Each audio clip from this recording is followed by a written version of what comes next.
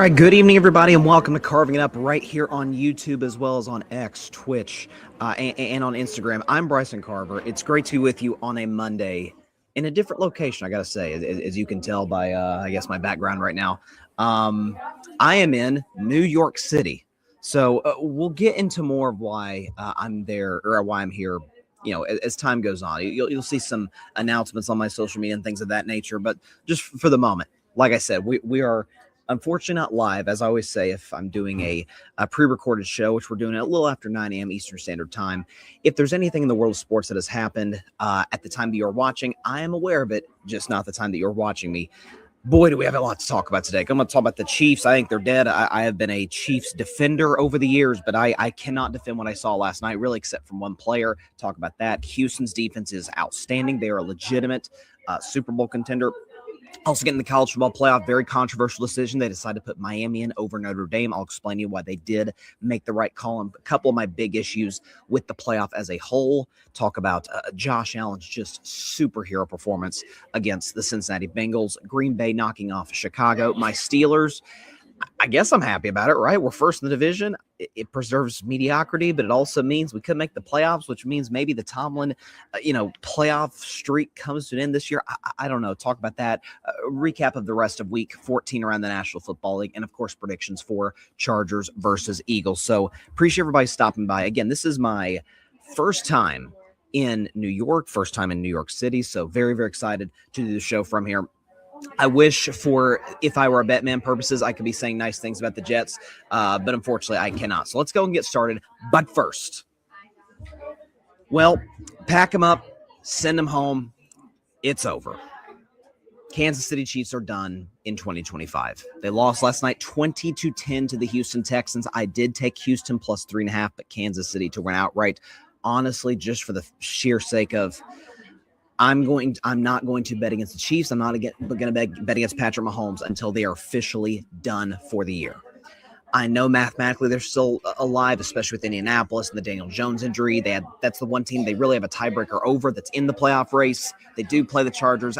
They're done. They're not making the playoffs. They'd have to win out. They have to beat Denver, the Chargers. That's not going to occur. The reason I say that is this. Because there may be some Chiefs fans that's like, hey, 16% chance to make the playoffs. I think according to either ESPN or CBS, I forget which, like they're still technically alive. But at the end of the day, what it comes down to is this. And this has plagued the Chiefs all season long. Is the big plays, the clutch plays at the end, be it defensively, which the defense was fine last night. To be fair, Houston's offense is terrible, but the Chiefs' defense was not the issue last night like it was against Dallas or against, at times against the, Jacksonville Jaguars. Is that the drops. Kareem Hunt. Noah Gray was awful. Travis Kelce was awful. Rashee Rice had a brutal drop late in that football game. Is that all of the plays that needed to be made? Kansas City made them all last year. I mean, Butker missed a kick last night. He's been off this season. All of the clutch plays that made the Chiefs great last year, the reason why I defended them as much as I did last year is the reason that they're not playing their best football right now this season, why they're sitting at 6-7. And I know people are going to look at Patrick Mahomes. And that's the nature of football, folks. Quarterback gets the credit when things are going well. Quarterback gets the blame when things are not going well. What I will say about Mahomes is this. I mean, his passer rating was, I think, 19 or something. I know his QBR was around that area. That is one of the most misleading stat lines of the NFL season. Yeah, the box score is what the box score is. The stats are what the stats are. Stats sheet don't lie. But the man is working with 4 backup tackles against probably the most ferocious pass rush in the National Football League. Danielle Hunter, which I will say the backup left tackle for Kansas City actually did a decent job on Danielle Hunter. But you got Will Anderson. You got all of these guys just coming constantly over and over and over.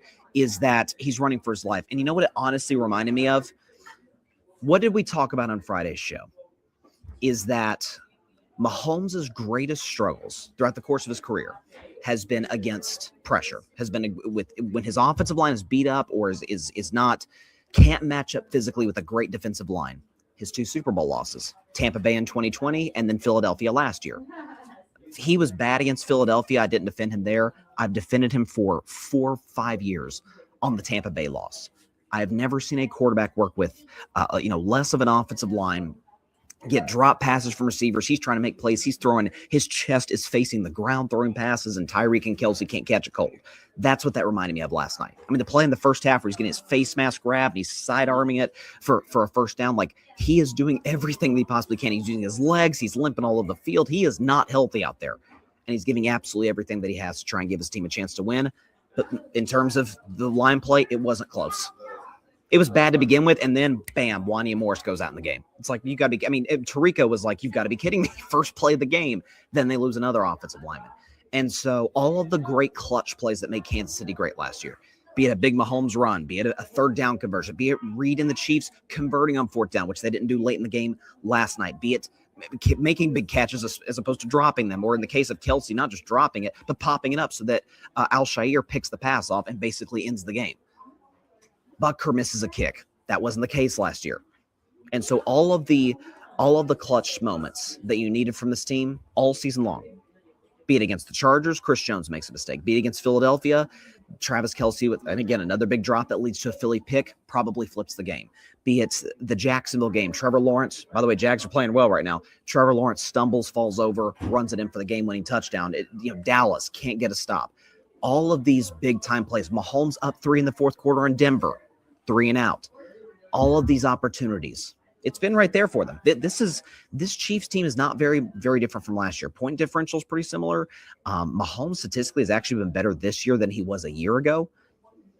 But when it's all said and done, can't make the plays late. And that's what's made all of the great dynasties in sports great. Be it, if you want to talk about the NBA, the Chicago Bulls, the Lakers with Shaq and Kobe, the Golden State Warriors. Heck, this year, in the games that they have been close, maybe they'll become a dynasty. Who knows? Oklahoma City Thunder. And the NFL, Chiefs have done it. Patriots have done it. Niners with Joe Montana in the 80s did it. Is that eventually when the margin of error becomes so thin, because you're paying Mahomes a lot of money, because you're paying Travis Kelce and Chris Jones, and those wear and tear, it's a war of attrition is the game of football. Maybe it's fatigue, but then again, the Patriots made 8 straight conference championship games. So they're done. That's the moral of the story. In theory, they're still alive. The Colts are playing bad football. I'm not a big believer whatsoever in the Chargers the rest of the season. So if the Chiefs went out, they could get in as the 7, but they'd have to be Denver, who has a great defensive line. They have to beat the Chargers, who we know has a great defense. Even the Raiders later this year, they at least have Max Crosby. So I don't see it. That magic that made the Chiefs great for years, it's gone. And credit where it's due, by the way, to the Houston Texans.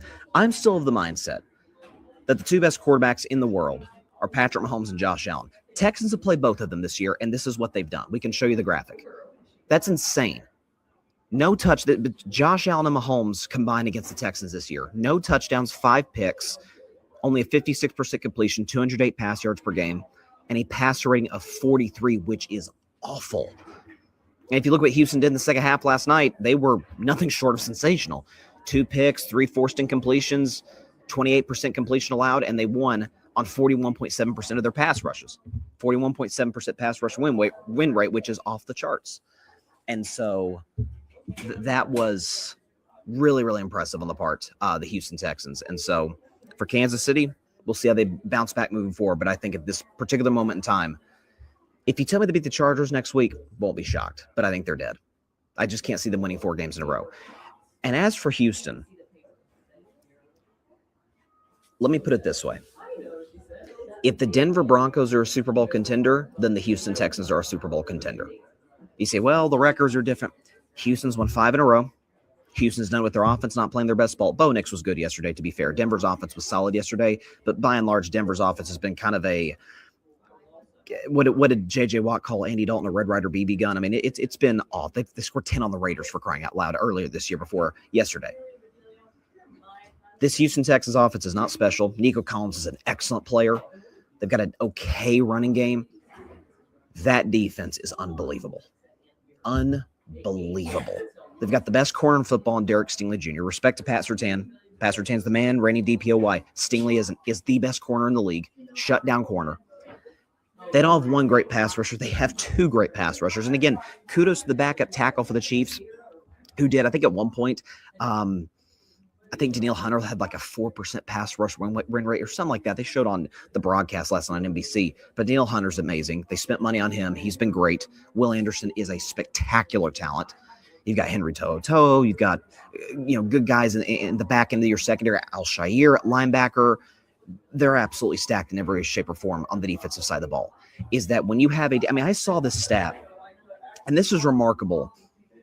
In the modern NFL passing era, Doug Clawson, who I quote all the time on the show. If you don't follow Doug Clawson on social media, do. He's a great statistician. Think about the modern NFL and how much the rules benefit the quarterbacks.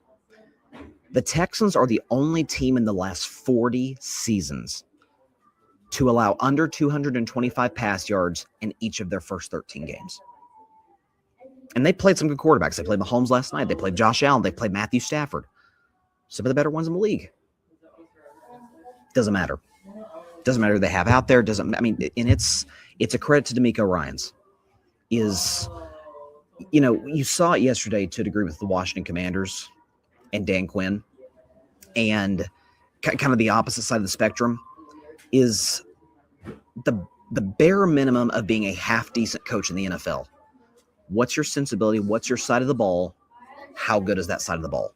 Washington is awful defensively. The Houston Texans, now again, personnel, big difference between them and Washington. But D'Amico Ryan's a defensive guy. Will McDonald, maybe it's, listen, I've been very much pro higher offensive coaches, but some of these younger defensive guys, a Will McDonald, a D'Amico Ryans, maybe they're more innovative. Mike Vrabel, maybe there's more of like an innovative feel of these guys that they're kind of catching on to the offensive guys. Like, hey, we can manipulate the rules. We can be able to, kind of like Vrabel does, we can be good situationally and be a defense first culture. Maybe that is a thing that is possible if you're a young, innovative defensive mind. And D'Amico Ryans has shown you that yesterday. I still have Jacksonville winning the AFC South. I picked them before the season. They looked great yesterday, albeit with the injury to Daniel Jones. I think the Jaguars are going to win the division.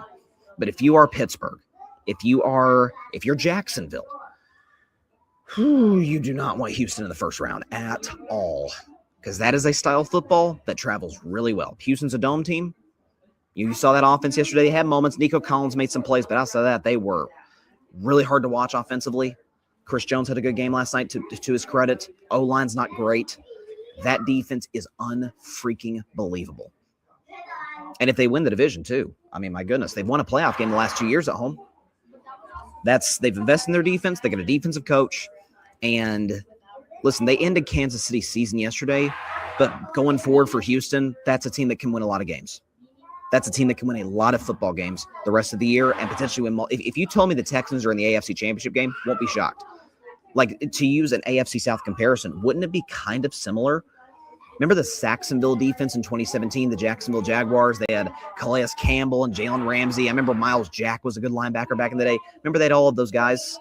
I could see a scenario in which that's a defense that kind of leads them to the AFC Championship game. And so credit to the Houston Texans. That was an outstanding defensive masterclass, and they've done it all season long. Again, 13 games.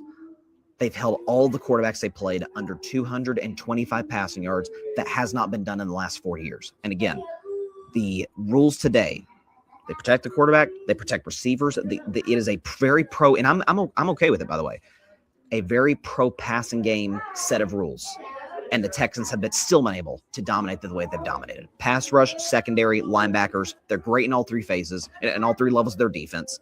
And they're scary. I had them on Bryce's best 10 for the first time this season. Last week, safe to say they're going to move up, to say the very least. Let's shift. We're going to talk NFL the rest of the show. And I appreciate everybody stopping by on a Monday.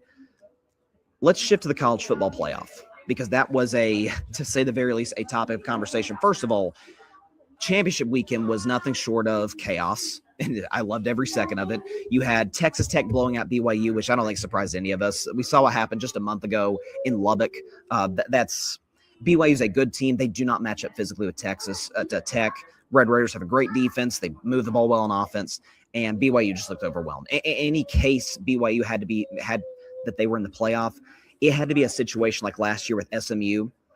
Remember when SMU lost the ACC championship game to Clemson, but it came down to like a walk-off field goal, and the committee was like, hey, lost the conference championship game, we're going to put SMU in. It would have had to be that for BYU because, as you see, they were ranked above Miami, and we'll talk about that in just a moment. Then you had the SEC championship game with Georgia blowing the doors off Bama. Kind of talk about the significance of that as it relates to playoff rankings. Big, ACC championship game, Duke knocking out Virginia. Thank you. Nobody wanted to see Virginia in the college football playoff, okay? So thank you, Duke. No one wants to see Duke either, but it's not like a 5-loss team was making the playoff. And then the Big Ten championship game with Indiana knocking off the defending national champion Ohio State Buckeyes, giving them their first loss since they lost to Michigan, ironically 13-10. So maybe that bodes well for Ohio State long-term. We'll see how that plays out. They also got a first-round bye. They're the 2 seed. Before I get to the playoff, I just want to say this. I don't even think it's a discussion now. I mean, I think right now the Giants have the number 1 overall pick in the draft. They've obviously got Jackson Dart, so they're not going to draft a quarterback. If you're a Vegas Raiders, if you're a New York Jets, one of these New Orleans Saints, man, I am going all freaking in on Fernando Mendoza. I mean, that kid, the arm strength is there. He can make throws in the pocket, outside the pocket. He's got some of these off-balance, rolling to his right, down the field throws. I mean, he lost Omar. I mean, for this kid, he's playing the Ohio State defense, Arvell Reese, Caleb Downs. I mean, a lot of NFL guys, a lot of first-round talented guys on that Ohio State defense. First play of the game, he gets absolutely clocked. Has to come in the game. I didn't know his brother was the backup. Brother comes in the game. Then he comes back, to relieve his younger brother. And then Omar Cooper, the one who made the insane catch against Penn State, he goes out.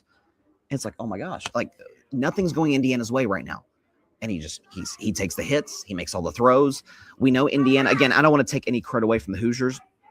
They're an excellent football team, but ultimately the talent gap between them and Ohio State, it's not close, which is a credit to Kurt Cignetti, the head coach, who has done, and it's the NIL era, so you can turn things around quicker, but has turned around this program as well as any coach that we have seen in modern college football history. So credit to Kurt Cignetti. Talks a big game, and he backs it up. But for Fernando Mendoza, I don't even think it's a discussion who the first overall pick in next year's draft is. And if the Giants get the first pick, if the Titans get the first pick, a team that's not going to draft a quarterback, man, if you're the New Orleans Saints, if you are the Jets, the Vegas Raiders, you are absolutely pushing all of your chips in the middle of the table to make a deal with the Jets or to make a deal with the Giants to make a deal with the Giants or with the Titans should one of those teams get the first overall pick. Frankly, as a Steelers fan, and we'll talk about Pittsburgh later, I would love to see us move like 3 first-round picks and TJ Watt for the first pick. Not that I guess TJ Watt, that's my guy, but we need to think about the future for once in Pittsburgh. I would love to have Fernando Mendoza, but hey, a guy can dream. As for the playoff, though, so the discussion was going to be the top 8 spots are pretty clear-cut. The only real question was, where's Ohio State going to be? I would have put Ohio State 3rd. I think the fact Georgia blew out Bama the way they did, the fact that they only lost 1 game by 3 to Bama at home, it's like I would have put Georgia at that number 2 spot, but I can see the committee saying, and Bama's been the best team all season long. We're not going to punish them for a 3-point loss to Indiana, who looks great, as we've seen all season long. So I would have put Georgia, but I get why they put Ohio State 2 and Georgia 3. After that was really the only kind of question of how the first 8 spots. No one was shocked. After that, it's Texas Tech, it's Oregon, Ole Miss, A&M, Oklahoma. The question was going to be that 9-10 spot between Alabama, Notre Dame, and Miami. And we can show you. Actually, we'll wait to show you the resumes. Let's hold on that for a second. Bama gets in as the 9 seed. Let's start with that. Then we'll get to the Miami Notre Dame question. I do not have a problem with Alabama being in the college football playoff because I do think they are one of the 12, or technically, I guess, in this discussion, 10 best teams. I do. Even with the blowout loss to Georgia. I think it is hypocritical of the playoff to say BYU got blown out in a conference championship game. They drop. Ohio State loses conference championship game. They drop. Alabama, with 3 losses, mind you, one of them being to an awful Florida State team, they stay right where they're at. They don't move at all.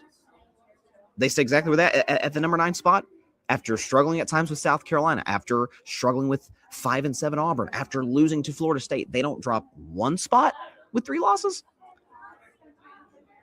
That's my biggest issue with the Alabama question. I'm fine with them being in the playoff. I absolutely think they are one of the 10 best teams.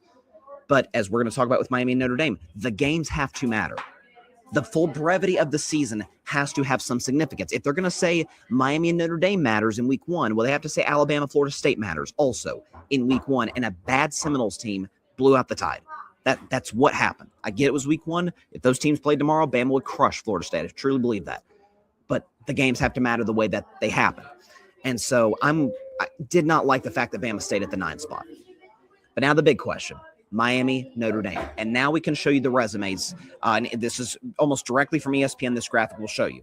So win-loss record, Notre Dame, Miami better than Bama, but Bama did play a conference championship game. Football power index, Notre Dame's 3rd, Miami 7th. Strength of record, and pretty similar. Bama's 10th, Notre Dame's 13th, Miami's 14th. Strength of schedule, it's not close. Bama's 6th. But the big thing here for Notre Dame and Miami, Notre Dame, 44th ranked strength of schedule. Miami, 45th ranked strength of schedule. So just almost forget Alabama. Just look at Notre Dame, Miami. By and large, those resumes are pretty darn similar.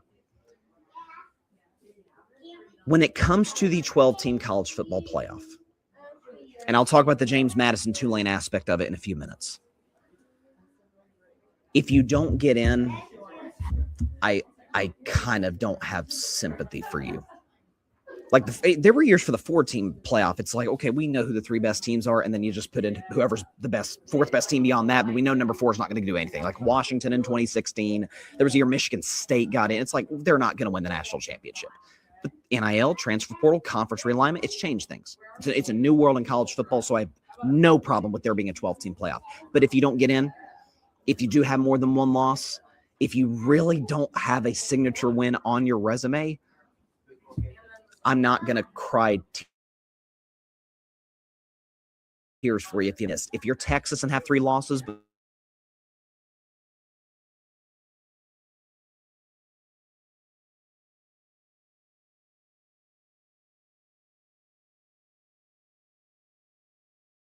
in Texas Tech. So the week 1 game has to matter.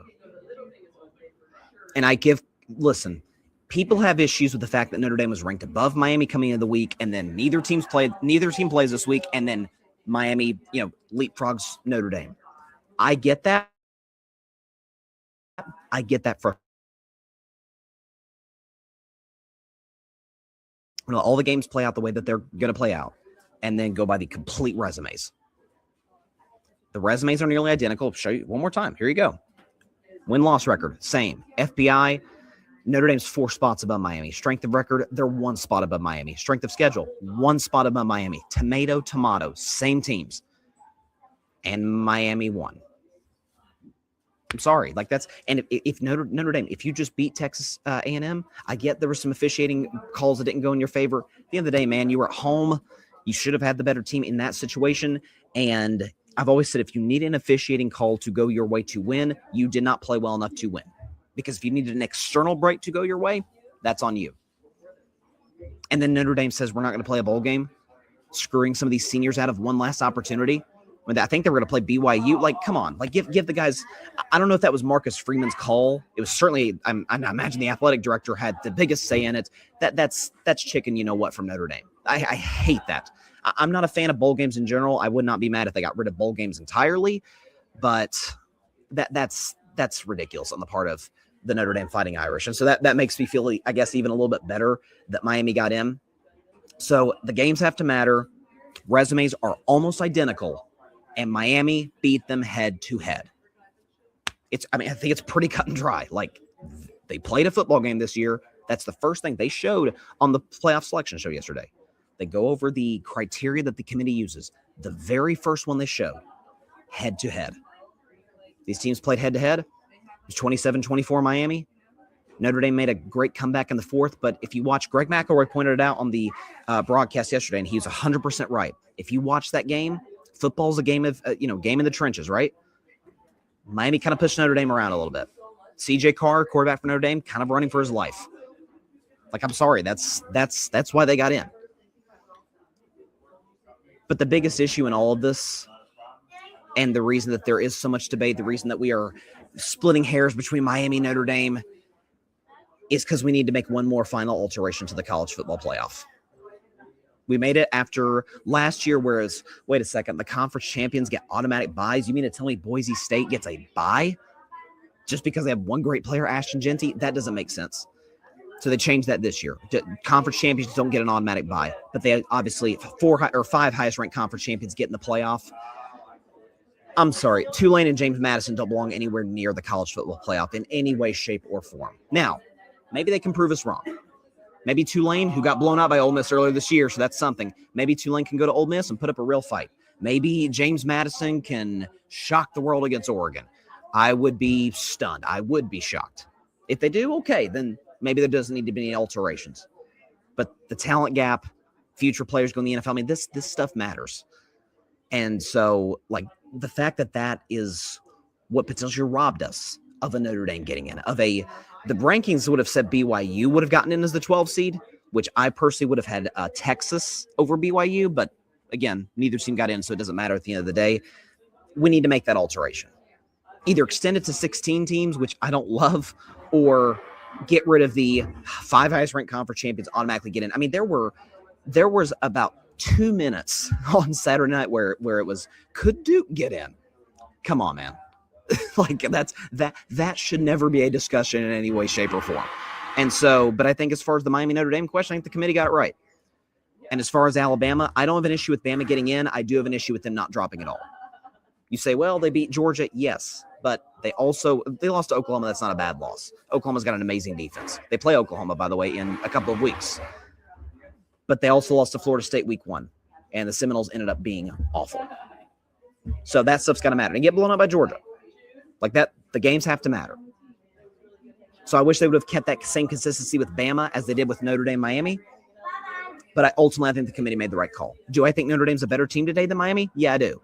But guess what? They played, and Miami won, and Miami pushed them all over the line of scrimmage. Rushing yards, favor Miami. Sacks in favor of Miami. I mean, that is football in its purest sense. And the Hurricanes won those battles in the trenches. So that's what I think. All right, like I said, we are pre-recording the show. It's about 9:40 Eastern Standard Time, the time you're watching. So I guess it's like 6:30 Eastern, the time you're watching live in New York City. We'll take one quick 1-minute break, come back, talk about Josh Allen's just superhero performance against the Cincinnati Bengals, talk about my Steelers getting the win of the Ravens, Packers over the Bears, recap of Week 14 around the National Football League, and predictions for Chargers versus Eagles. All of that after this 1-minute break on Carving Up Live from New York City. Don't go anywhere.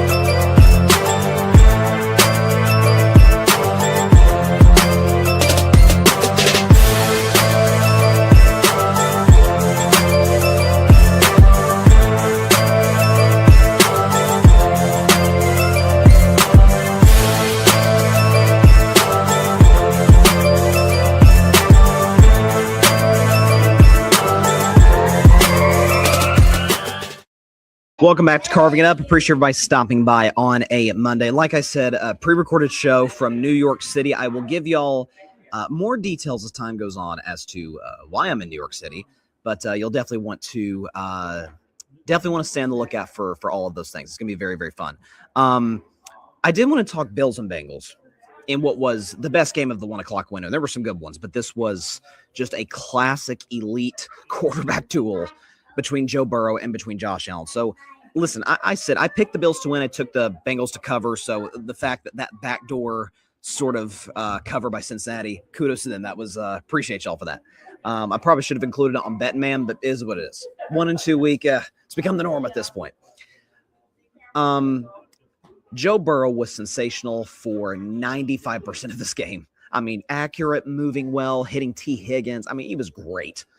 And then the brutal pick 6 to Christian Benford. And then right after that, another pick. And the Buffalo Bills kind of take that momentum and run from it from there.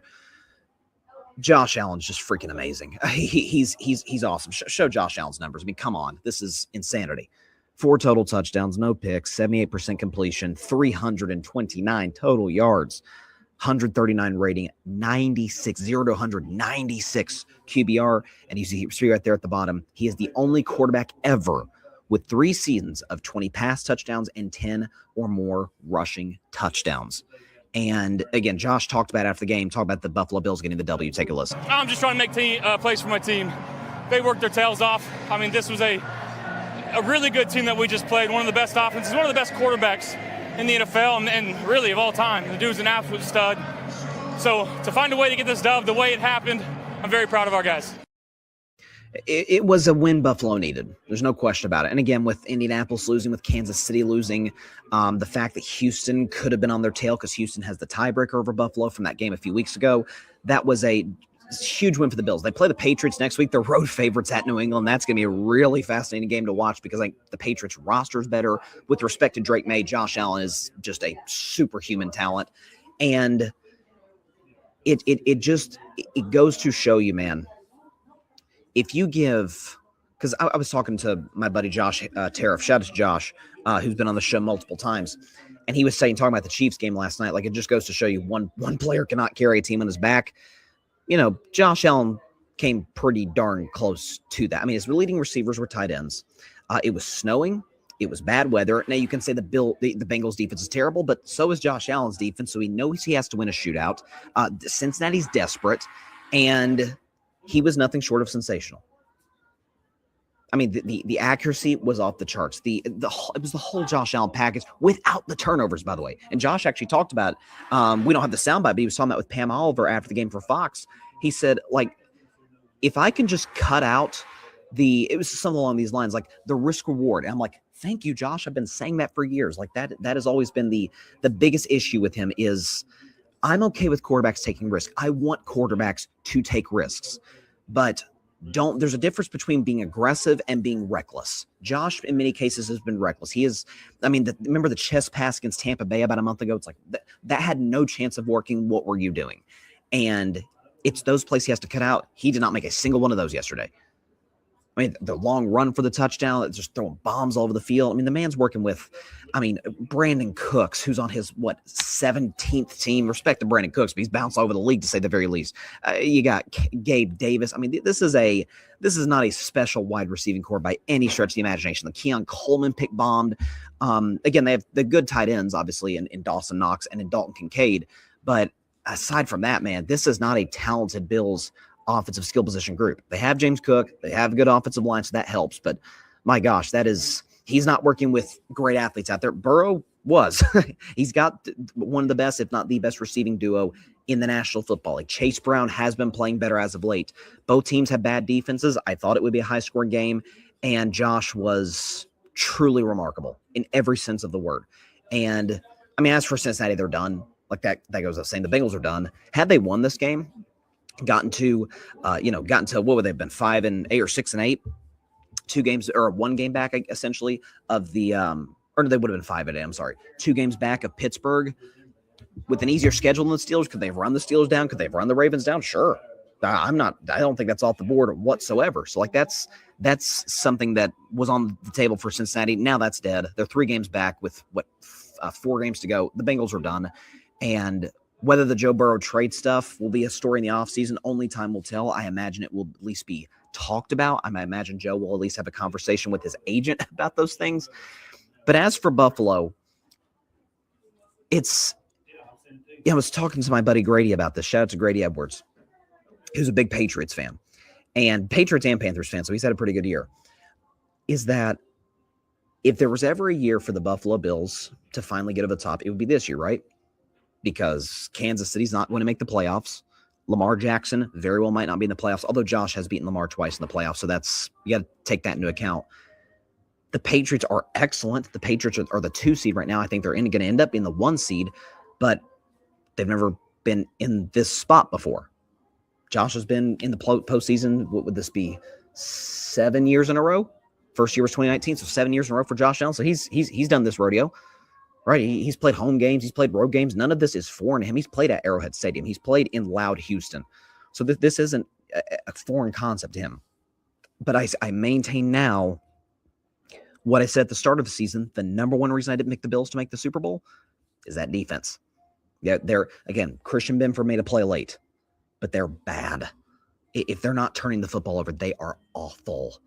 Guys for Cincinnati are wide open. They cannot generate pass rush. Not to be fair, no Joey Bosa yesterday, so any pass rush they could have gotten that they did get on my Steelers last week doesn't happen because he's not out there.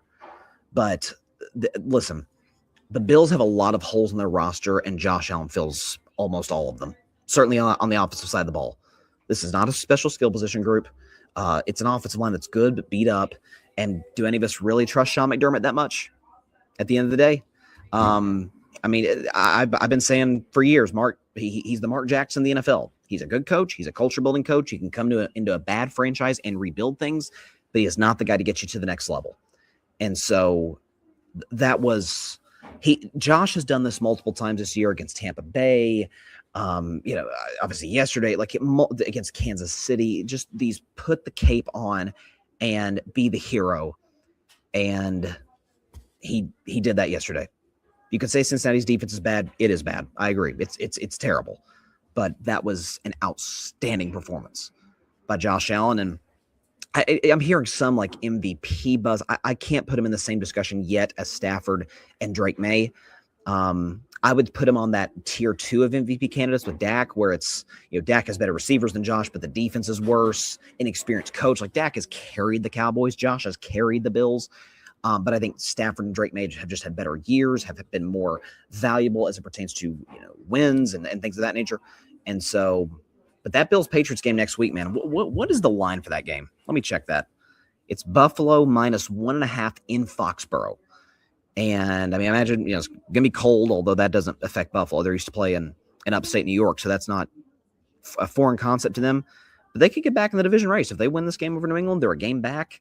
The Patriots, the rest of the way, they play, Ravens, Jets, Dolphins. So they probably win out after that. I said multiple times this year, I would be disappointed in the Patriots if they don't go 13-4, given their schedule. But that was, God, Josh is so good. I've said it since last year. He is one of the 5 greatest talents to ever play the position. I'm sorry, he is. The arm strength, almost unparalleled. The mobility, a guy with Michael Vick's speed, or let me back up, not as fast as Michael Vick, but like a Michael Vick style mobility with Big Ben's size and that arm strength, that's we've never seen anything like him before. And so if Buffalo does anything in the postseason, it will almost certainly be because number 17 put on the hero cape and played that part. So outstanding game by Josh. Let's shift now. I almost forgot to mention this game in the rundown, but I did want to talk about it for a second. Let me get a drink of water because this is always a touchy topic in the National Football League. Or at least this year it's been. I didn't think I would be doing a Browns-Titans segment coming into the season, a half hour into my show, but here we go. So Titans get win number 2 on the season, 31-29 over the Cleveland Browns. And the big story was Shedeur Sanders, both positively and negatively. So we'll show you Shedeur's numbers against Tennessee. He was really, really good. 4 total touchdowns, 3 passing, 1 rushing. He did have a pretty ugly interception, 54% completion, which isn't great. He's a rookie. He's going to get better at that. But 364 yards, 97 rating, QBR 0 to 100 to 56. He was really good. Bad weather. It's snowing. You could say the Titans are bad, but it's not like the Cleveland Browns have special skill position players, to say the very least.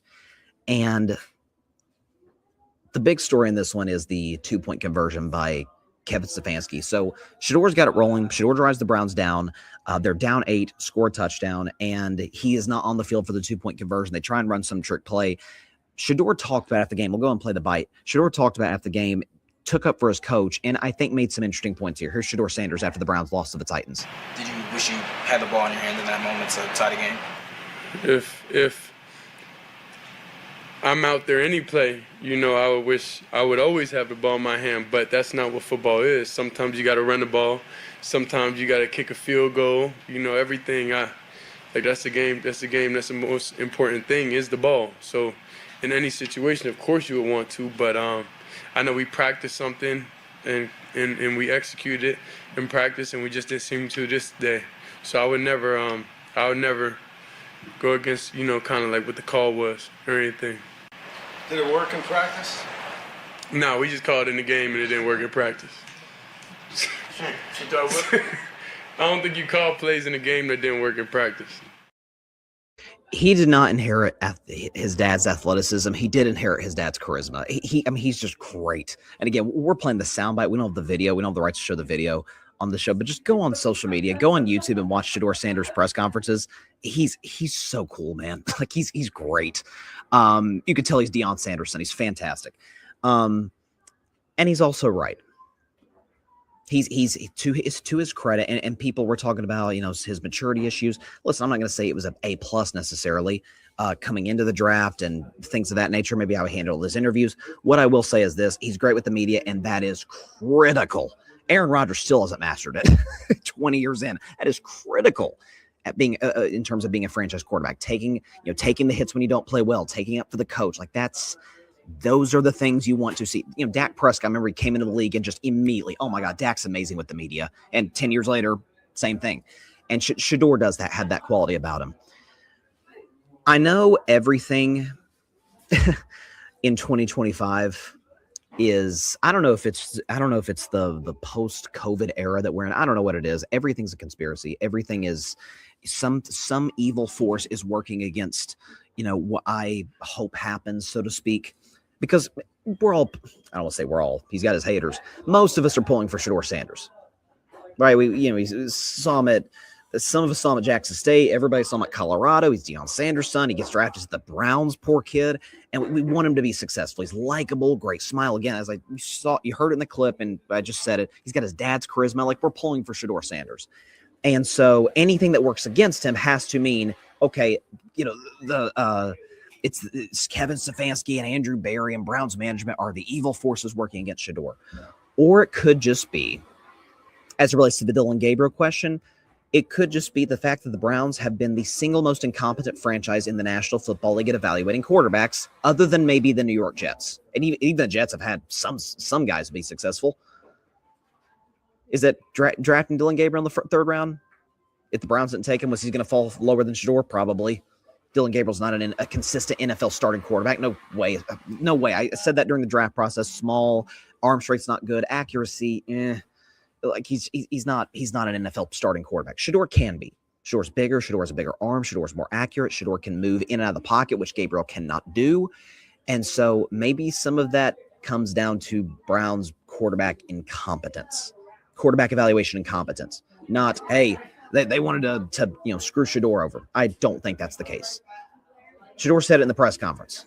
They've worked on that play, right? Because for those that didn't watch the game, the Browns were down 14 at one point in the fourth quarter.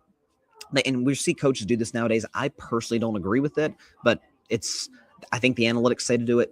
If you're down 14, fourth quarter, you score a touchdown, go for two. That way, if you need to go for two again to try and tie the game, or if an extra point would win the game on a second touchdown. Again, personally, and I'm very much a pro analytics guy, very much a pro aggressive coach kind of guy. I think you just take the extra point, then you decide what you're going to do on that last drive. Go for two. With the new overtime rules, I don't see any point in it since you're guaranteed a possession. But again, different conversation for a different podcast. Shedeur said it right there. Yeah, the play worked in practice. Like we had already used our first 2-point play on the last drive, which Shedeur was on the field for. So like nobody said anything about that. I'm not here to defend Stefanski and say it was a correct call, but there was an opportunity for that to work. There was a hole, to run through for the 2-point conversion. It was just a bad read. Would I have had Shedeur on the field? Yeah, of course I would have had Shedeur on the field. He was playing well. He was kind of had it rolling. Other than the bad pick, I thought he was great. Made some big-time throws to Jerry Jeudy. I would have had Shedeur on the field, 100%. But for him not to be on the field is not a grand conspiracy that Kevin Stefanski wants him to fail. It's not. He made some throws against, the Raiders that I found impressive. The one, to Isaiah Bond, I think, was outstanding. They played conservative last week against San Francisco. I wasn't a fan of the game plan, but the Niners have a great defense. You're trying to protect your rookie to a certain degree. And it gets a bad Tennessee team. You don't let the kid kind of go out there and let it rip. Like you've seen, I would argue Stefanski has trusted Shedeur more over time. I mean, you saw the difference between this week's game plan and last week's game plan. It was very much a pro passing game plan, very much a pro Shedeur game plan. And so, listen, I will die on this hill. Stefanski's an excellent coach. The man has won a playoff game with the Cleveland Browns. The man has gone to the playoffs twice with the Cleveland Browns. He can coach, I think. So people saying this is grand conspiracy against Shedeur, I think are out of their minds. What I think is going to end up happening, Shedeur's going to start the rest of the season. He's played miles better than Gabriel. He's going to start the last 4 games. He's looked better by the week. And my guess is the Browns probably use a first-round pick on a quarterback, have a quarterback competition, and then if Shedeur plays well, he's their starter. If not, they trade him. And Shedeur fans get what they wish, him being out of Cleveland. So I'm just curious to see how he looks against my Steelers in a few weeks. Because that game's in Cleveland. But that shows you a lot, right? Bad weather, snowing. I know the Titans are terrible. I get it. But pretty solid by Shedeur. And by the way, as for Cam Ward, I thought Cam Ward was pretty good in that game too.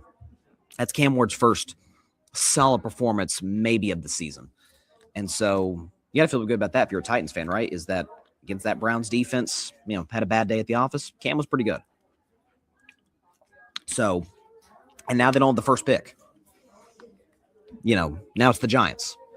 So, again, as I said earlier in the show, if you're a Jets, New Orleans Saints, Raiders, if the Giants get the first pick, if the Titans get the first pick, you are pushing all your chips in the middle of the table to draft Fernando Mendoza. I think the kid is really special.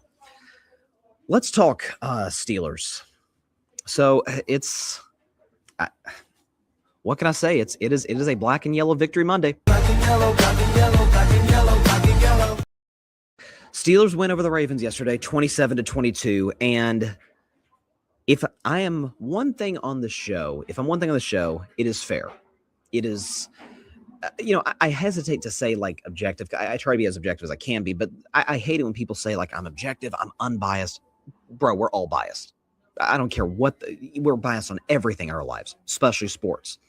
And I have been an Aaron Rodgers critic to say the very least on this show. For years, mostly as it relates to his handling with the media, going after teammates. But I thought yesterday against Baltimore, Aaron Rodgers was pretty darn strong. We'll show you the numbers. Here's Aaron Rodgers against the Ravens yesterday. Had a touchdown that was to Jaylen Warren, a touchdown passing, and a touchdown rushing. You see him doing the discount double check, which I thought was kind of cool. 67% completion, 284 yards. He had gone I think 3 straight games without 200 yards passing. 103 rating, a QBR 0 to 100 of 62. He's pretty darn strong, pretty good. Accurate, moved well. I thought everything seemed to be working from that department. He got a lot of help from his buddy DK Metcalf, who finally had his first big game as the number 1 receiver in Pittsburgh. 7 catches, 148 yards, a touchdown, and he had 21 yards per reception. So Metcalf was great. Rodgers hit Metcalf first go ball of the first quarter and then first go ball of the third quarter. So first half, second half, they wanted to establish that deep connection together, which I thought was huge for Pittsburgh, finally pushing it over the top. That's been a big criticism of mine is over the last few years, we know Aaron's got the arm. We've seen the Hail Marys. Aaron's deep ball accuracy has not been that great as of the last few years, including this season. Yesterday it was. But what I will say is this, and then we'll get to the Lamar Jackson piece of it, because to me, that's the bigger story. So Pittsburgh wins, they're 7-6, and we are first place leading the AFC North. Certainly by no means is the race over for the division. Both teams play in week 18 in Pittsburgh. So fortunately, home game for the Steelers, that should bode well. But this is a week-to-week league. We hear about overreaction Monday. I haven't consumed, it's 10 a.m. Eastern Standard Time, the time I'm recording this. I haven't consumed a ton of, sports talk, radio, podcasts, television, print, anything since this, game was over. Again, out in New York City, watching football, the whole bit. But anybody who's saying, see, this is why Mike Tomlin's a great coach. This shows why he is, his job security is what it is in Pittsburgh. Here's what Aaron Rodgers had to say after the game about Mike Tomlin. What does it mean to get a win like this after the week that you guys have had? Means maybe you guys will shut the hell up for a week. Again, kudos to him for defending his coach, which he did last week. That's the only person he didn't defend. He didn't defend Jonnu Smith. I'll tell you that right now. One game does not a saved job for a coach make. I'm sorry. The Steelers had, I'm going to make sure I'm getting this right. The Pittsburgh Steelers, folks, had 3 yards of offense in the fourth quarter. 3 yards of offense in the fourth quarter was what the Pittsburgh Steelers had against the Baltimore Ravens. I mean, it was just 3 and out, 3 and out, 3 and out. And it was conservative play calling by Arthur Smith. It was just they gave the Ravens every opportunity to have a chance to win. Again, Lamar just couldn't take advantage. We'll talk about kind of the controversial touchdown Lamar in just a second. But I was extremely impressed with the Steelers' offense for 3 quarters. It had life. Now, there wasn't much of a running game, but Aaron Rodgers, DK Metcalf had a connection. The touchdown to Jalen Warren, who's, I've always said, if Jalen Warren had a creative offensive play caller, he would be like this generation's Austin Eckler, just like a 15 to 20 touchdown guy. Just he can catch out of the backfield. He can run between tackles. He just doesn't have a whole lot of space to work with. Good at breaking tackles. But I would love to see. I'd love to see a lot of new coaches in Pittsburgh. One of them being a new OC, so that we could see the best of Jalen Warren. But making plays in space. He's fast. He's twitchy. He can break tackles. And I thought Aaron moved pretty well yesterday. I thought Aaron had a lot of zip on his football. Again, the deep balls to Metcalf. And then the fourth quarter, we just say, hey, let's, is Aaron's arm tired? Is that what's going on? Why are we just going just run, pass, punt? What are we doing? Let's close the game out. Let's be aggressive. It's worked for us today. Take a shot to DK every once in a while. In the fourth quarter and throughout the course of the game, the only explanation for how bad Lamar Jackson has been the last 4 games, and just for context, here's his numbers the last 4. He's been awful. 2 touchdowns, 6 turnovers, 54% completion, 213 total yards, 65 rating, 39.5 QBR, and he's been sacked 10 times. I think there's only one explanation. I'm not trying to make excuses for Lamar. I'm telling you the way that I see it. I do not think he is healthy. Obviously got hurt against Kansas City, hurt the hamstring. If you pay attention to the Ravens practice reports throughout the last few weeks, he'll practice on Wednesday, not practice Thursday, practice Friday, or he'll go not practice Wednesday and then do it on Thursday and Friday. He is clearly, the Ravens are trying to manage something that's going on, because he's not right.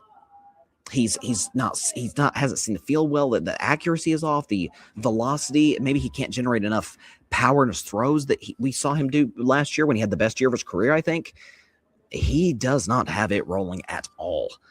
And listen, the Ravens are not dead for the division. They're a game back. Both these teams play in Week 18. Both teams have tough schedules. My guess is AFC North is going to be decided in Pittsburgh in Week 18.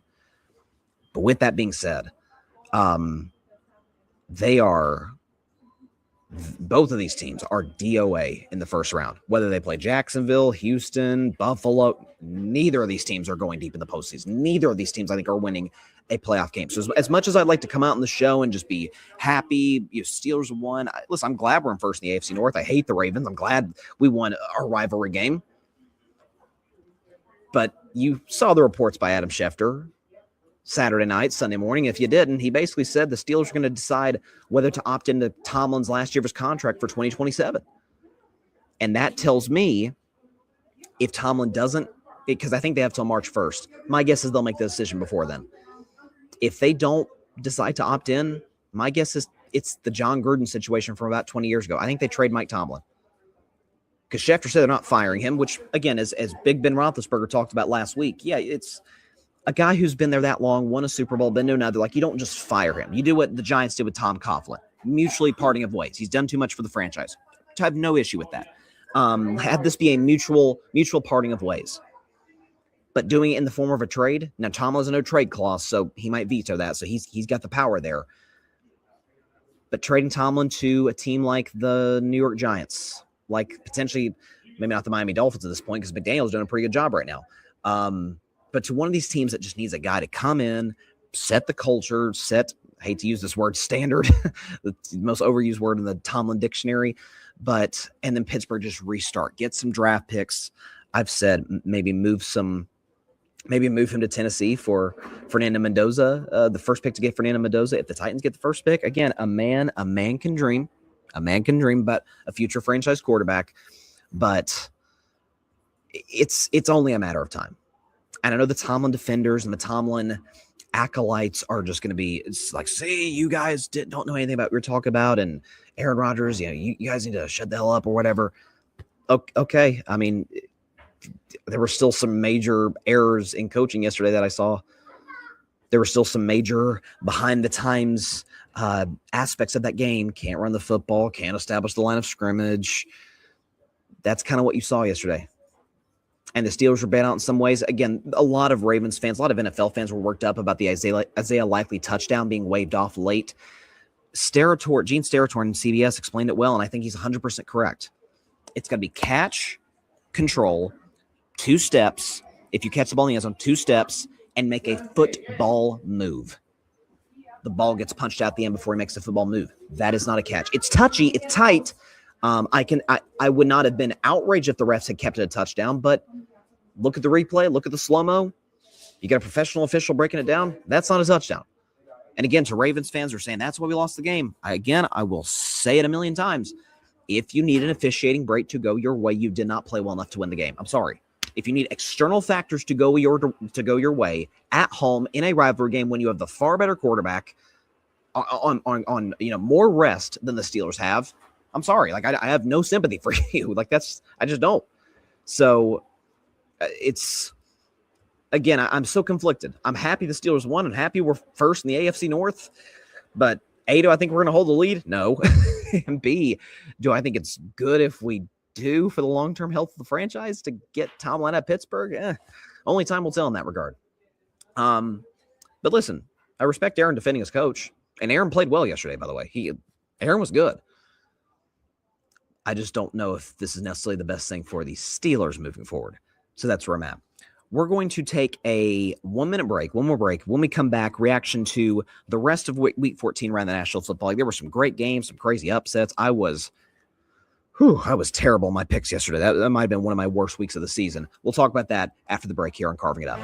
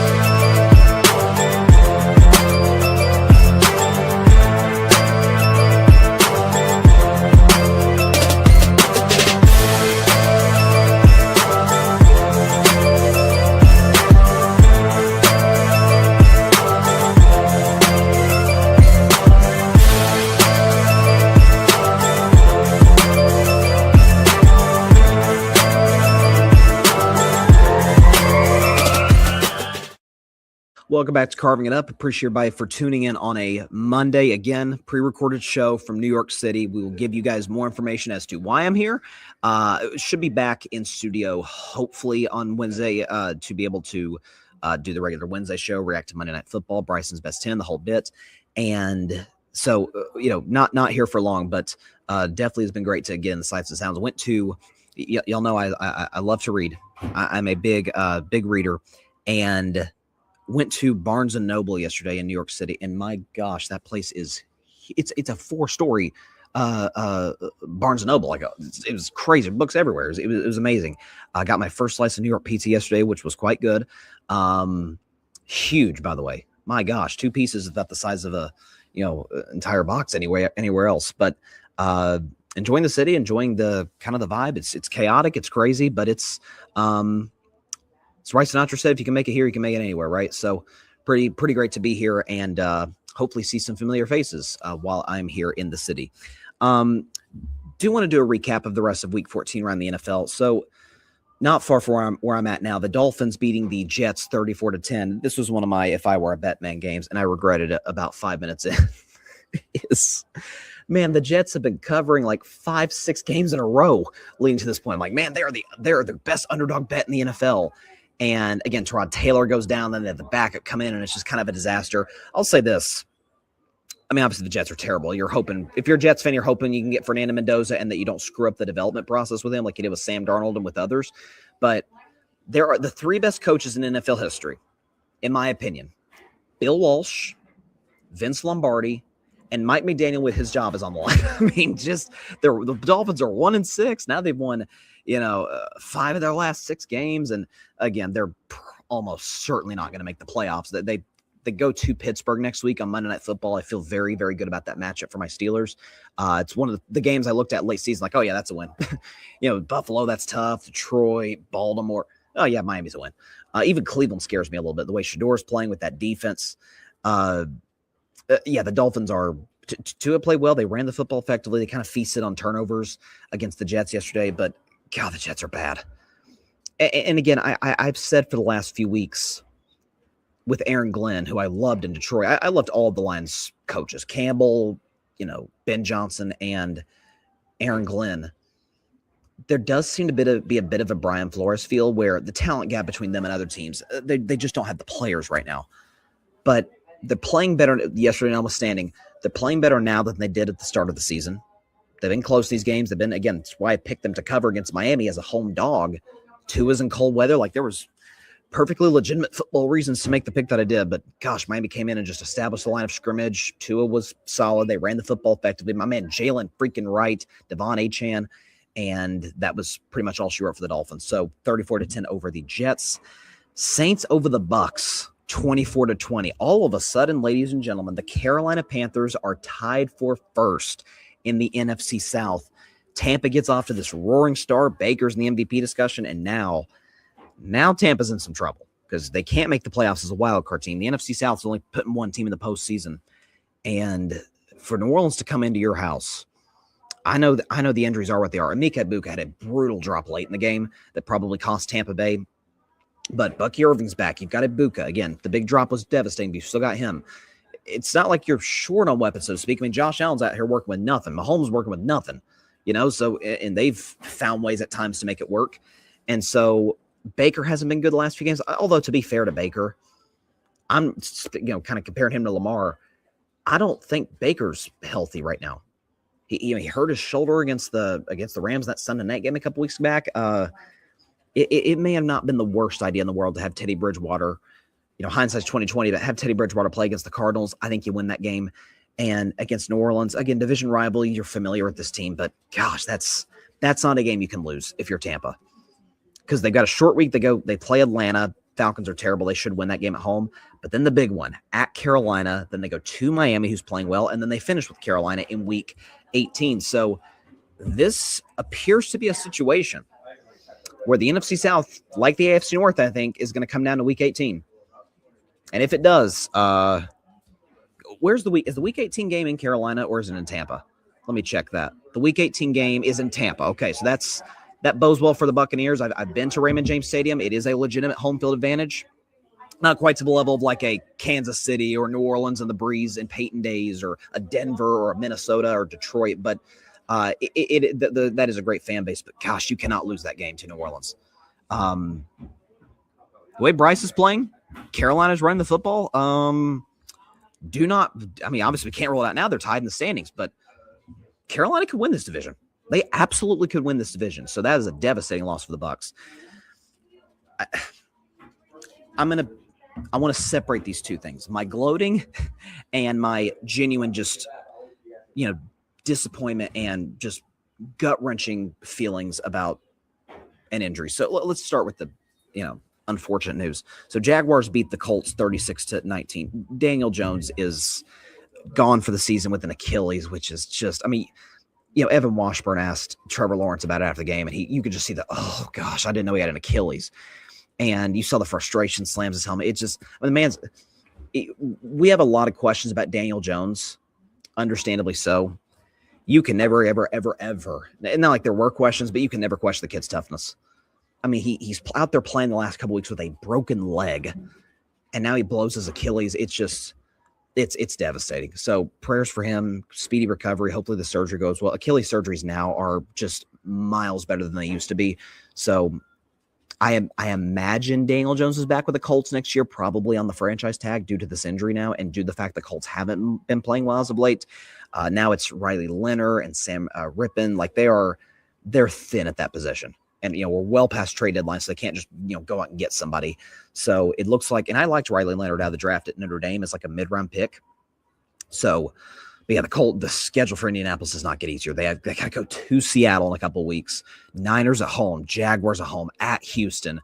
They're going to miss the playoffs. I mean, that's just it's the harsh reality. If you look at the AFC right now, Houston actually right now they're out of the playoffs because Houston's the 7th seed. But Baltimore, Kansas City, Miami is still in the race.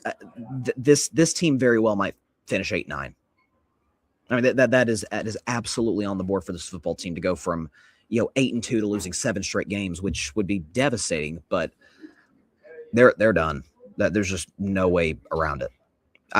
Daniel Jones is not a perfect player. I've been critical of him, but he's more experienced than Riley Leonard, and this defense doesn't look the same. So that's the really, really unfortunate part. Prayers for Daniel Jones and a quick recovery. The Achilles just anytime you hear that, it's just like, oh God, I feel terrible for the kid. On the other side of it, though, the Jacksonville Jaguars. I don't want to gloat too soon. Because if you ask me today, I think the Texans are a better team than Jacksonville. I think the Texans are a legitimate Super Bowl contender, as I said earlier in the show. However, I did pick the Jags to win the AFC South. I did see this as a team. I did see a resurgence from Trevor Lawrence second half of the year, and you are seeing it. Couple of touchdowns, pass rating over 100. They are running the football all season. They've ran the football well with ETN and Tootin. They've got a really, really good offensive line. Listen, Vrabel and Ben Johnson, to me, should get like co-coach of the year because they've both been amazing. But that third place spot should be either Shanahan or Liam Cohen. Liam Cohen's done an amazing job in Jacksonville. This like last year with Doug Peterson, they didn't have an identity. They didn't know who they were. Trevor Lawrence didn't look comfortable out there. And this is without Travis Hunter, by the way. Playing both sides of the ball. Travis Hunter, who's unfortunately out for the year. The trade for Jacoby Myers has worked. He had, he played well yesterday. This Jacksonville defense, which I've said is really underrated. Josh Hines Allen, they've got some players up front. This is a Jags team that can win a playoff game. My gut tells me, because they're done playing Houston, because they beat Houston in week 3, and then obviously they had the devastating 19-point blown lead in the fourth quarter to the Texans and Davis Mills, which was the start of Houston's 5-game winning streak. Because had they won that game, Houston's probably dead in the water at this point, and Jacksonville's running away with the division. But that chase to the end is going to be fun. Who does Jacksonville have the rest of the season? Because they're 9-4 now. Okay, they got the Jets in a couple weeks. They'll win that game. At Denver, that's tough. At the Colts, they should win. And then Titans at home. So my guess is Jacksonville probably finishes 12-5, 11-6 at worst. And that probably gets them the division. That probably gets them the AFC South. And I said this year was a put up or shut up year for Trevor. And he has responded. Rough start to the year, had some moments here and there, had the big, huge Monday night game against Kansas City. And the last couple weeks against divisional opponents, there's familiarity there. I know the Titans are terrible, but still division opponent. And then obviously you're playing the Colts at home and in the rain. It's kind of gross. And he was great. He really, really was. I already talked about the Titans and Browns. Vikings over the Commanders, 31-0. I mean, credit where it's due. JJ McCarthy was his alter ego. He was 9. And 3 touchdowns, pass rating of 129, QBR 0 to 100 of 75. The one compliment I've always given JJ McCarthy, his arm is better than people give it credit for. Some of these passes of the middle, like he's got a whip on him. The question is his accuracy, seeing the field, decision making, and yesterday it looked good. It did. Now, Washington's defense is utterly atrocious. It is probably the second worst defense in football to Cincinnati. I mean, the fact that Jaden Daniels, who got hurt again yesterday, they're going to shut Jaden down for the season. It's don't make this RG3 2.0. Okay, like let's shut him down, let's get him healthy, and let's go into 2026 with a clean slate. The fact that this guy got them to the NFC Championship game last year is kind of a miracle. I mean, it really, really is. Their defense was bad. It's worse this year, but their defense was bad last year. The offensive line was running game, hit or miss. And to go on the road to, I know we're looking back to last season, but to go on the road to beat Tampa, to go on the road and beat 15-2 Detroit with both their coordinators. That looking back now, it's like, oh my gosh. Now, I think a year from now, it'll be, okay, Washington in a down year, Jaden was hurt. But then again, that is also a legitimate question, is that if you look at that 2024 class, Caleb Williams, no injury problems. Drake May, no injury problems. Bo Nix, no injury issues. Jaden's had multiple. Jaden got hurt his rookie year. Jaden is now, this is the third time that he has left a game with injury this year. That's a problem. And it's his frame doesn't help. He is very skinny.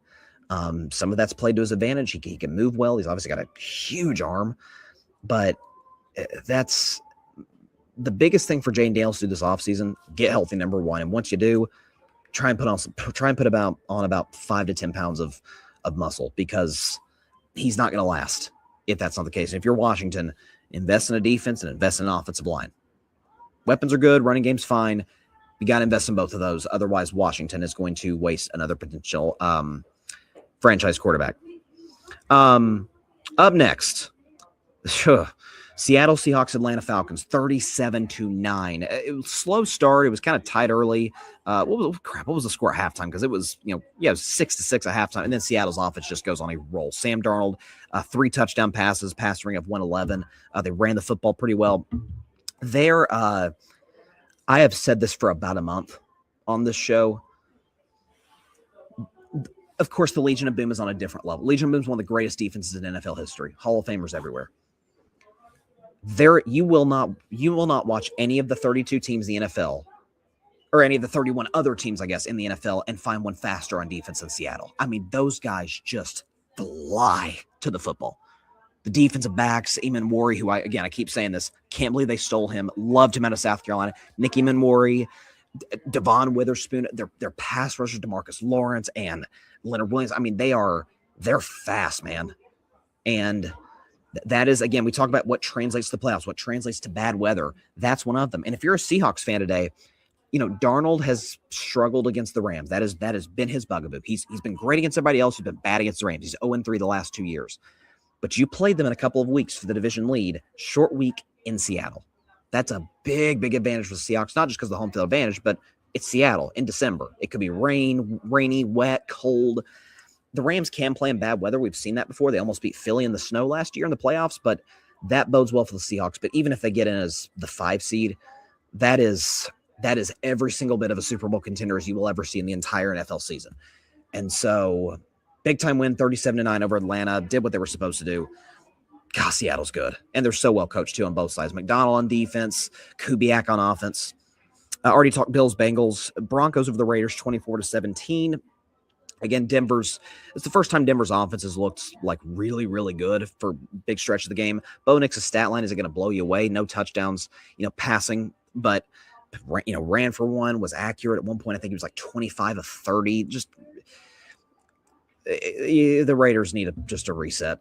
They need to move on from Pete Carroll. They need to move on from Geno Smith. Just eat the dead money and hope that you can finish high enough to draft Fernando Mendoza. And if you don't finish high enough to try and make a move, I know I've brought up this kid a million times on the show, but I love him. That is a franchise quarterback if I've ever seen one. And the Raiders need to try and expend all their resources to get him. Whether it's tank the rest of the year, finish 2-15, that'll probably get you the first pick. And if you finish 3-14, move some picks. If you have to, you don't want to have to move Max Crosby. If worst case scenario, I think it's at least a conversation in the front office. But that was my ups of the week. It doesn't work. Okay, Packers. Well, actually, real quick. Rams with the Cardinals. Rams smoked them. Puka made an insane catch. Stafford was amazing. He'll definitely maintain, barring something catastrophic next week. Stafford will definitely maintain supremacy at the top of Bryson's MVP ladder next week. As for Packers and Bears, boy, did that live up to the hype. It really, really did. You watched that game yesterday, and it's cold. It's 8 degrees. Obviously, it's Chicago and Green Bay. They're used to that. I swear that felt like home field advantage decided the game. If that had been Soldier, the Bears would have won. If it was in Lambeau, the Packers would have won. And they did, 28-21. I thought Ben Johnson's, and I love Ben Johnson, I thought his management of the clock late was a little weird, letting it get all the way down to like 30 seconds, which felt like it kind of happened quickly. It's like, holy crap, there's not much time at all left in this game. And I thought that was tough to see, but Jordan Love was excellent. We could show Jordan Love's numbers, just, straight, box score stat sheet. 3 pass touchdowns, a pick, 68% completion, 234 passing, 120 rating, and a 78 QBR. Where he was great, though, and this matters to me, against the blitz, against pressure, Jordan Love was outstanding. All 3 of his touchdowns came against the blitz, no picks, 75% completion, 9 of 12 to be exact, 171 passing yards, and a near-perfect pass rating, 2 points off, 156.3. So in the cold, I mean, getting Golden back, getting Jaden Reed back was big for Green Bay. Who was that kid that caught a touchdown? I'll make sure I get his name. Bo Melton. Bo Melton caught the bomb for a touchdown. He looked good. Christian Watson is, since he's come back from injury, the kid is developing into a number 1 receiver. Like, I thought it could be Dobbs, Reed. Now, Reed's been out. Dobbs is kind of like a good number 2 possession receiver. Man, Watson had we all remember the first play of his career when Aaron Rodgers was there, right? Deep ball against Minnesota, wide open, 75 yards, and he drops it. And, Aaron ignores him for the rest of the game. Since this injury, man, I don't know if he's worked on his hands or whatever. He's a legit one. He's a legitimate number 1 receiver in the NFL. And as for Chicago, this is the kind of game, especially after Green Bay goes up 2 scores and it's cold, it's at Lambeau, the Packers are a touchdown favorite. Those are the game that the Bears are like just throwing the towel and they're dead. The fact that they were able to tie it, the fact that they were able to put themselves in a position to convert on 4th and 1, Caleb throws the pick late to Nixon. That's there's no such thing as I don't want to say there's no such thing as a good loss, but there are losses that you can look back on and say, hey, we just correct a few things here or there. We're good. We're going to see this team later in the year, like literally in a couple of weeks. Could be for the division lead again. So I think Chicago's going to be just fine. I think Green Bay, I said it last week against Detroit, I think they found their mojo again. Went through a little bit of a midseason slump. Jordan Love wasn't playing very well, but the pass rush is great. The running, Josh Jacobs looked the best he's looked in a while. And Jordan Love's been playing good football. Jordan Love is not an MVP candidate, but will he be in that 5 spot on Bryson's MVP ladder? Maybe. He might get like 4th or 5th place MVP votes. I could see that if the Packers finish, 12-4-1 or 13-3-1. Jordan Love talked about the Packers win after the game. It's huge. It's a very big win. Obviously, just to where we're at in the NFC North and the division that we have, and I think we got some really good teams in this division. And obviously the Bears were on top, so we knew what it was coming into it, and it's a huge win. And obviously, we'll be seeing these guys again here in a couple weeks. It was huge, and again, it's you take the 2 seed in the NFC. You're obviously ahead of Philadelphia, who plays tonight. Although Philly does have the tiebreaker over you, so that we'll see. Predict the Eagles game in just a second. But obviously the Rams are the 1 seed now. It just feels like whoever wins the NFC West is going to be the top seed. Unless Green Bay wins out, which, they could, but the rest of the way, the Packers still got to play the Broncos in a couple of weeks, the Bears again, the Ravens, they should win that game, and at Minnesota with their good coaching staff. So Packers probably lose one more time this year, but they were my preseason pick to win the NFC North, and my gut is I still think they take it. So great win for Green Bay. And then again, just quickly before we move to the Eagles-Chargers game, I maintain I have been as said at the top of the show, I've been as pro-Chiefs as anybody. I have. First of all, I'm very much a pro-dynasty guy. I think dynasties are amazing for sports because they give us a villain. That's why I was kind of glad the Dodgers won the World Series, because now baseball, who hasn't had this in a quarter century, has a villain, has a team that everybody's going to root against. It's David Goliath, that aspect. Basketball kind of has that with Oklahoma City, but OKC's not a dynasty yet, and basketball's been needing that, and the CBA by Adam Silver kind of prevents that. So it's good. It's good for sports. And I defended the Chiefs all of last year, and I stand by every word that I said. They went 15-2. I shouldn't have to defend that, but that's a team that was able to close games late. Winning close games is an art. It is a thing that most teams in this league and in professional sports do not master. And the Chiefs did last year, and the Chiefs have throughout the course of their dynasty. This year, they can't do it. Drop passes, missed defensive assignments. Mahomes wasn't good against Denver or Buffalo. And you could say he wasn't good last night. I do not. Last night, I'll say it again. Last night reminded me a lot of Super Bowl 55 against Tampa. Is that people are going to crush Mahomes for the loss? I get quarterback gets the blame when things go poorly, gets the credit when they go well. But, the second he was taking the snap, he's having to roll to his right. He's having to, throw jump passes. His receivers can't catch a cold. And, again, Kansas City's, in theory, they're not dead because the Colts are falling apart. But, and the Chargers, could fall apart as well? I just don't see it. Mahomes, again, talked about it after the game against the Texans. I think it's just who we are. Like, I mean, I know we're not winning games, but that mindset that these guys have in this locker room, in the games that we're not winning, you can never question the fight of this team. And obviously, we're not executing at the right moments, and we're not making those plays. But at the end of the day, you'll never question that, and I think you'll see that for these last 4 weeks. Yeah, I mean, we might. I won't say they won't win 4 straight. Is it going to be enough to get them the playoffs in the AFC? Probably not. Their streak of winning the division 9 straight years, that ended yesterday officially. It's going to be Denver, but I don't. If you're not able to make, again, just routine catches, you're a cold weather team. Houston's a dome team, and they look more comfortable in the cold. That's a problem. All right, before we get out of here, huge game with playoff implications tonight, featuring the Los Angeles Chargers and the Philadelphia Eagles. So, listen, Philadelphia in this game favored -2.5. This is the classic carving up elimination game. It is, because I'm a big time of the mindset. Like, if everyone loses a game in the NFL, not everyone's going to be the 2007 Patriots prior to the Super Bowl, and not everyone's going to be the 72 Dolphins. At the same time, if you lose once, hey, it happens. If you lose back-to-back, okay, we're in a little bit of a slump. We need to get this next one. And then you lose again, okay, I'm out on you as a Super Bowl contender. If you're capable of losing 3 games in a row, barring a catastrophic injury, I'm out on you as a Super Bowl team. So if they've lost back-to-back, blew the 21-0 lead to Dallas, got pushed around at home by Chicago, and in this spot against the Los Angeles Chargers, if they lose this game, where they're probably going to have home field advantage, there's going to be more Eagles fans than Chargers fans, then I'm out on Philly. Herbert's questionable. My guess is he plays. He had surgery a week ago, so there's a difference between reasons and excuses. That's a legitimate reason as to why, if Herbert doesn't play well tonight, Philly's got a great defense. I just want to see Philly's offense have an identity, have a pulse, be able to establish their line of scrimmage. They've got injuries up front. I get it. Lane Johnson's out. The loss of Mekhi Becton, which that happened before the season, that hurts them. Cam Jurgens is not healthy. I get all of those things. Man, the Chargers are just running out of bodies. You've got to find a way to be able to establish the line of scrimmage. Just on pure culture, Sirianni is more involved with the offense. We'll see if that's positive or negative. I'm going to say closer to the positive side of this. I'm going to go with Philadelphia to win 24-19 over the Los Angeles Chargers. They do cover the 2.5. They do get, by carving it up standards, a season-saving win.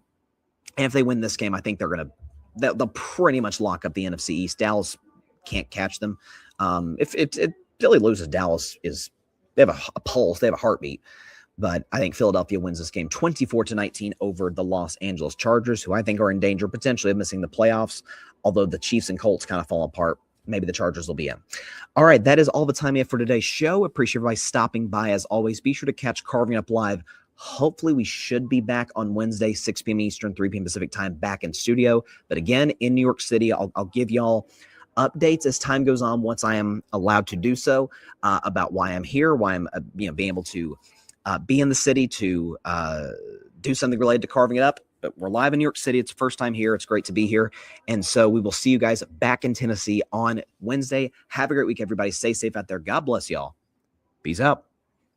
I still don't know how to fill out the Steelers, though. I'm not going to lie. Thanks so much for watching the show on YouTube. And be sure to go click that big red subscribe button and check out the other clips and full shows from Carving It Up Live, as well as our other incredible content creators here on the Grid Network.